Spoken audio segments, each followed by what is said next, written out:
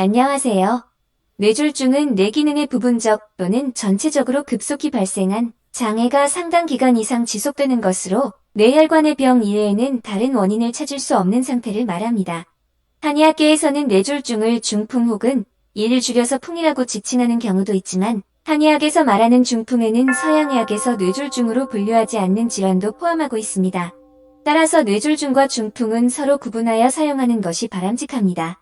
인구의 노령화와 더불어 뇌졸중의 사회 경제적 중요성이 커지고 있습니다.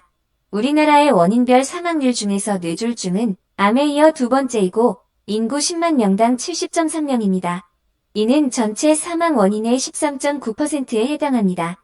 뇌졸중은 뇌혈관이 막혀서 발생하는 뇌경색과 뇌혈관의 파열로 인해 뇌 조직 내부로 혈액이 유출되어 발생하는 뇌출혈을 통틀어 일컫는 말입니다.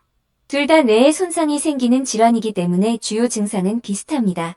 하지만 한쪽은 혈관이 파열되는 증상이고 한쪽은 막히는 증상이기 때문에 치료 방법은 다릅니다.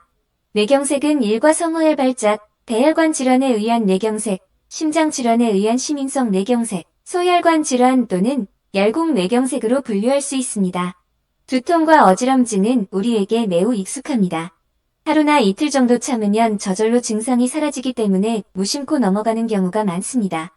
하지만 이것은 우리 신체 기관 중 가장 중요하다고 여겨지는 뇌 질환을 알리는 전조 증상일 수도 있기 때문에 간과해서는 안 됩니다.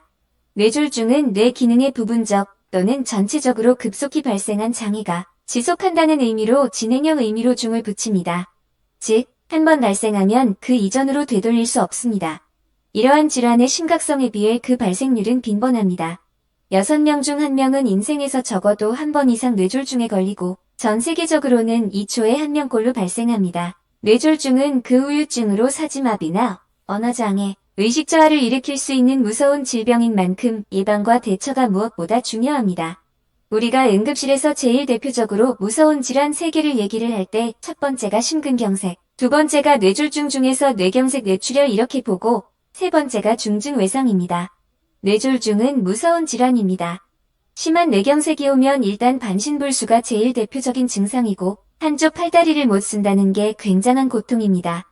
주변의 가족들한테도 불편하고 본인이 가장 불편하게 됩니다. 뇌졸중에는 뇌출혈을 포함하는 거기 때문에 이제 출혈이 양이 많거나 하면 당연히 사망까지도 갈 수가 있습니다. 뇌관 출혈이 오면 의식이 없이 아예 식물인간 상태까지 가거나 이렇게 안 좋아질 수가 있어 무서운 질환인 것입니다. 오늘은 뇌출혈 초기 증상과 원인, 치료 방법에 대해 자세히 알아보도록 하겠습니다. 뇌출혈은 뇌혈관이 파열돼 뇌출혈이 발생하는 질환으로 뇌졸중의 일종으로 분류됩니다. 뇌출혈은 뇌혈관이 파열되어 뇌에서 출혈하는 질환으로 뇌졸중의 대표적인 종류입니다. 뇌출혈은 원인이나 위치에 따라 다양한 증상이 발생합니다. 일반적인 고혈압성 뇌출혈은 의식저하, 마비 또는 언어장애 등으로 나타나고 뇌동맥류 파열로 인한 뇌출혈의 경우 심한 두통으로 나타납니다. 그 외 다양한 원인에 의한 뇌출혈은 두통, 간질의 형태로 나타나기도 합니다. 뇌졸중 전체의 절반 이상은 뇌경색이지만 사망률은 뇌경색보다 뇌출혈이 더 높은 것으로 보고되고 있습니다. 뇌출혈은 뇌경색처럼 모두 뇌 손상이 생기는 뇌졸중의 종류 중 하나로 무엇보다 시간이 가장 중요한 질환입니다. 최근 운동 부족으로 인한 비만, 고혈압, 당뇨 등의 환자가 증가함에 따라 뇌출혈 발생 빈도도 높아지고 있습니다. 뇌출혈의 원인의 70에서 88%는 고혈압입니다. 고혈압 환자는 흥분, 긴장, 과로 등을 겪으면 혈압이 급격히 상승하여 혈관이 견디지 못하고 파열될 수 있습니다. 특히 당뇨병이나 고지혈증이 있는 사람에게 발병률이 높습니다. 또 다른 원인은 혈관 자체의 질병에 의한 뇌출혈입니다. 그 밖에 심장질환과 비만, 고지혈증, 과음, 운동 부족, 수면 무호흡증, 경동맥 협착 등이 있습니다. 따라서 조절이 가능한 원인에 대해서는 평소 관심과 적극적인 관리로 예방이 가능합니다. 목 통증을 무시하게 되면 뇌졸중이 올 수 있습니다. 우리의 목은 목숨을 지키는 길입니다. 몸과 뇌를 잇는 목이 뭉치고 굽고 수축하면 목숨 길이 막히게 되는 것입니다. 사람한테 목이 중요한데 실제 거북목이나 일자목인 사람들한테 뇌졸중이 많다는 연구도 있습니다. 목이 뭉치면 혈액이 위로 올라가지 않아서 뇌로 영양분과 산소가 가지 않기 때문에 뇌졸중이 옵니다.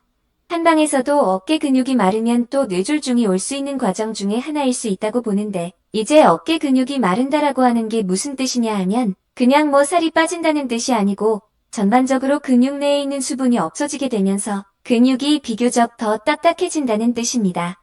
흔히 이제 어깨 근육의 대표적 근육을 승모근이라 하는데 승모근이 뭉치게 되면 목과 어깨 근육은 아래로는 열기가 많은 심장과 폐의 열을 꺼주는 역할을 하고 위로는 이제 머리에 있는 열을 밑으로 내려서 흡수해주는 그런 역할을 하는데요. 이런 어깨 근육들이 굳어서 딱딱하고 말라있게 되면 머리에 열이 빠져나가지 못하고 계속 머리 안에 화처럼 열이 차여 있다가 뇌졸중이 오게 되는 겁니다. 그래서 목과 어깨 근육이 뭉치거나 말라서 오는 통증은 절대 간과하시면 안 됩니다. 아무래도 이제 거북목 일자목이 되면 어깨 근육은 잘 뭉치고 목을 지나가는 신경이나 혈관들이 계속 눌려있기 때문에 피가 안 가는 건 아니지만 덜 가거나 느리게 가는 것도 치명적일 수 있기 때문에 이 목 근육 주변 어깨 근육은 굉장히 중요하다고 볼 수 있겠습니다.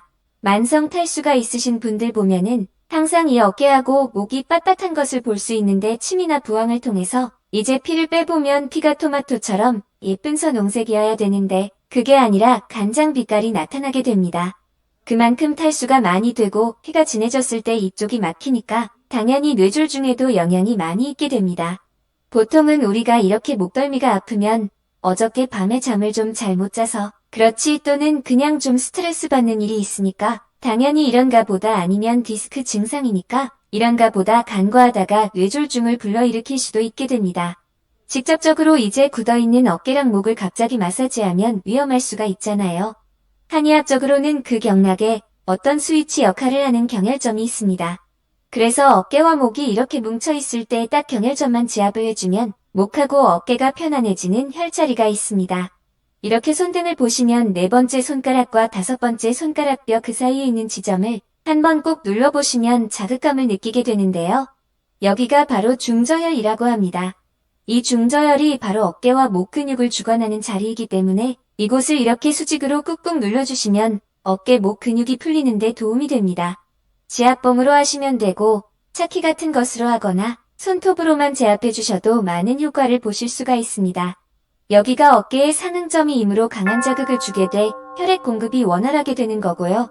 왼손 오른손 해보시면 한쪽이 유독 더 아파요. 그러니까 그쪽을 더 풀어주시는 게 많은 도움이 되실 겁니다. 목 디스크 있으면 손이 저리다라는 것은 많이들 알고 계시는데 이 뇌졸중과 디스크 증상을 가끔씩 혼동하시는 경우가 있습니다. 이것은 바로 손저림으로 판별할 수가 있는데요.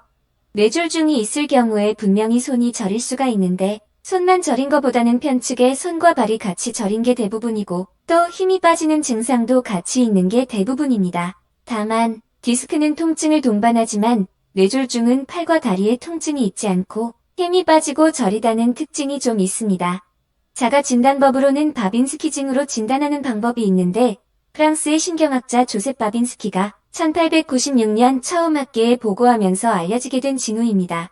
바빈스키 반사는 현재 기본적인 신경학적 검사에 해당하는 병적 반사를 체크하는 신체 검진이기도 하고 유아에서는 정상적인 신경계의 발달에 대한 지표가 되기도 합니다.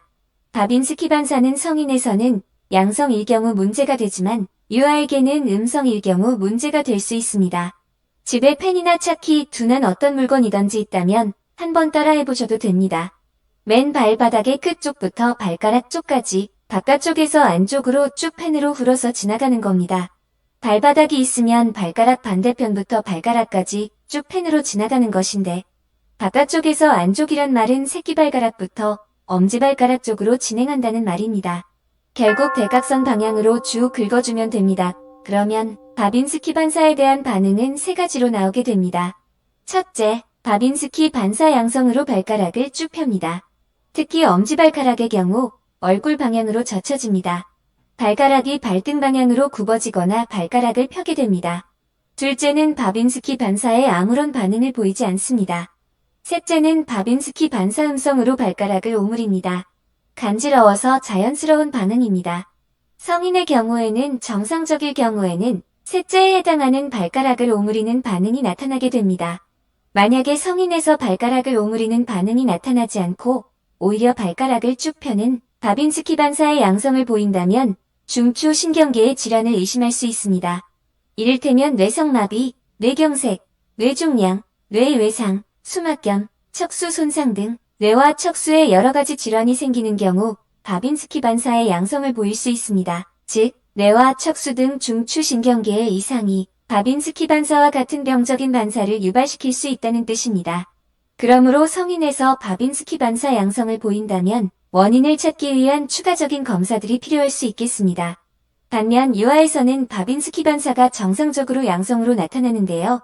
태어난 지 1년을 기준으로 하여 생후 12개월 정도 되면 자연적으로 소실되고 더 오래 지속되더라도 보통은 24개월 이전에 바빈스키 반사는 사라지게 됩니다. 유아에서 물론 바빈스키 징후가 나타나지 않는 경우도 정상적으로 있습니다. 대부분의 뇌졸중은 뚜렷한 초기 증상 없이 어느 날 갑자기 찾아오는 경우가 대부분입니다. 따라서 뇌졸중 위험 신호들을 확실히 알아두는 것이 중요합니다. 앞에서 언급한 바와 같이 뇌졸중은 뇌혈관이 막히는 뇌경색과 뇌혈관이 터지는 뇌출혈이 있습니다. 뇌졸중에서도 뇌출혈이 심하면 1시간 이내로 사망할 수 있습니다. 흔히들 뇌졸중 전조 증상으로 정신이 혼미해지는 증상 같은 것을 생각합니다. 그러나 그런 증상 없이 대수롭지 않게 여기는 전조 증상들이 나타나도 잘 인지하지 못하고 그냥 지나칠 수 있는 점이 뇌졸중의 무서운 점입니다. 뇌졸중은 일단 발생하면 사망률이 높고 후유증이 매우 심하기 때문에 예방이 최선의 방책입니다. 뇌출혈이 의심될 때 나타나는 초기 증상 7가지는 꼭 기억해 두시고 만약 이런 증상들이 나타나면 바로 응급실로 가셔야 합니다. 바로 응급실로 가야 하는 이유는 고혈압성 뇌출혈의 사망률은 약 40%이고 뇌동맥류에 의한 뇌출혈의 사망률은 약 50%나 되기 때문에 바로 시간이 생명을 구하는 가장 중요한 요소입니다. 가끔 심한 뇌경색의 경우에도 비슷한 증상이 나타날 수 있고 바로 응급실로 가서 뇌출혈인지 뇌경색인지 뇌 CT나 MRI 또는 MRA를 찍어서 꼭 확인해 봐야 합니다. 뇌출혈 증상 첫 번째는 편마비 증상이 뇌출혈의 초기 증상으로 나타날 수 있습니다. 한쪽 팔이나 다리 또는 한쪽 얼굴의 마비가 갑자기 심하게 나타날 때입니다. 얼굴 한쪽만 마비 증상이 나타날 수도 있고 얼굴 외에도 몸 한쪽만 마비 증상이 나타나는 편마비 증상이 나타날 수도 있습니다. 웃을 때 마비된 얼굴 쪽이 안 올라가고 눈을 감으면 마비된 얼굴 쪽 눈꺼풀이 잘 감기지가 않습니다. 몸에 힘이 전체적으로 빠지는 증상도 나타날 수 있습니다. 편마비 증상은 보통 몇 초 안에 좋아지는 경우가 많지만 증상은 점점 심해져 몇 초 안에 끝나던 증상이 몇 분 이상 지속될 수도 있습니다. 양손을 동시에 힘을 주라고 할 때 한쪽 힘이 현저히 떨어집니다. 따라서 힘이 빠진 손으로 물건을 들다가 떨어뜨리게 됩니다. 당연히 양팔을 들어 올리면 한쪽 발이 덜 올라가거나 처지게 됩니다. 걸을 경우에는 한쪽 발이나 다리가 마비가 되기 때문에 끌리게 됩니다. 두 번째, 두통은 뇌출혈의 가장 대표적인 초기 증상이라고 할 수 있지만 두통 하나만으로 뇌출혈을 의심하는 사람은 많지 않은 편입니다. 뇌출혈로 인한 두통이 편두통과 비슷한 형태로 나타나기 때문에 더욱 이 뇌출혈을 의심하지 않게 됩니다.